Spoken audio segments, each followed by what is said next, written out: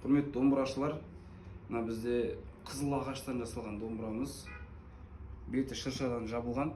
Мына қара түсті ағаштары жиегі, мойын беті, басы мына жерде бәрі граф ағашынан. Өзегі де граф ағашы. Мынау қарасаңыздар, жақындатып түсірсем болады. Қызыл ағаш. Мынаның барлығы қызыл ағаш, сырты лақталған. Натуральный цвет.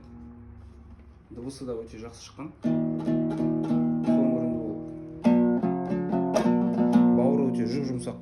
Қол тартқан кезде жүгіреді.